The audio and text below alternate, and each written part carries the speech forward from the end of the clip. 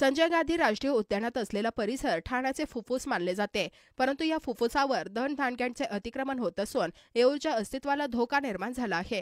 अनधिकृत बांधकामासाठी लागणारे साहित्य घेऊन जाणाऱ्या वाहनांना वन विभागाने प्रतिबंध करावा अशा सूचना ठाणे महानगरपालिकेकडून देण्यात आलेल्या असतानाही येऊरच्या प्रवेशद्वारातून सर्रासपणे असे साहित्य घेऊन जाणाऱ्या डंपरची वाहतूक सुरू असलेली दिसत आहे। परिणामी ठाणे महापालिका, वन विभाग आणि महसूल विभागाच्या दुर्लक्षामुळे त्यांच्या अस्तित्वाला धोका निर्माण झाला आहे। संजय गांधी राष्ट्रीय उद्यानातील एकूण जमिनीचा 60% भाग येऊरच्या परिक्षेत्रात येतो। ठाणे महापालिकेच्या हद्दीत असलेले येऊर हे आदिवासी गाव देखील येथे वसलेले आहे, परंतु सद्यस्थितीत तेथे मूळ आदिवासींच्या घराऐवजी मोठ्या प्रमाणात अनधिकृत फार्म हाऊस, बंगले, हॉटेलची मोठी गर्दी झालेली आहे।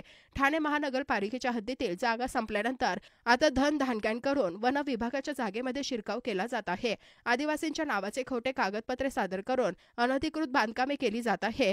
गेल्या 4 दिवसांपासून येथील गारवा हॉटेल परिसरातील ठाणे महानगरपालिका आणि वन विभागाच्या जागेत मोठ्या प्रमाणात राडा टाकून भरणी केली जात आहे। हा राडा खालून वाहून नेण्याऐवजी मोठ्या प्रमाणात डंपरचा वापर सुरू असून दिवसभर सुरू असलेल्या डंपरच्या वाहतुकीमुळे येथे येणाऱ्या पर्यटकांच्या जीविताला धोका निर्माण होताच वन्य प्राण्यांवर देखील संकट आले आहे। रस्त्यांवर दगड, माती पडत असल्याने परिसरात धुळीचे प्रदूषण पसरत आहे।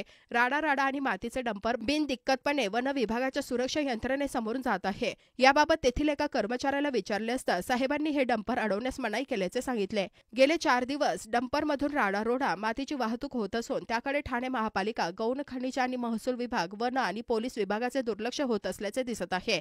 येऊर येथे वन विभागाच्या मालकी हक्क असलेल्या जमिनीवर अनधिकृत बांधकामे होत असल्याच्या तक्रारी वर्तकनगर प्रभाग समिती कार्यालयाकडे होत असतात। अनधिकृत बांधकामावर अंकुश ठेवण्यासाठी बिगर परवाना बांधकामाचे साहित्य घेऊन जाणाऱ्या वाहनांना येऊर वन विभागाच्या गेटमधून प्रवेश नाकारण्यात यावा असे पत्र वन विभागाला दिले आहे।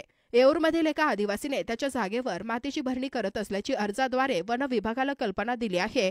संबंधित व्यक्तीला जागेच्या मालकीची कागदपत्र घेऊन येण्यास सांगितले असून ती पाहून पुढील निर्णय घेणार आहोत।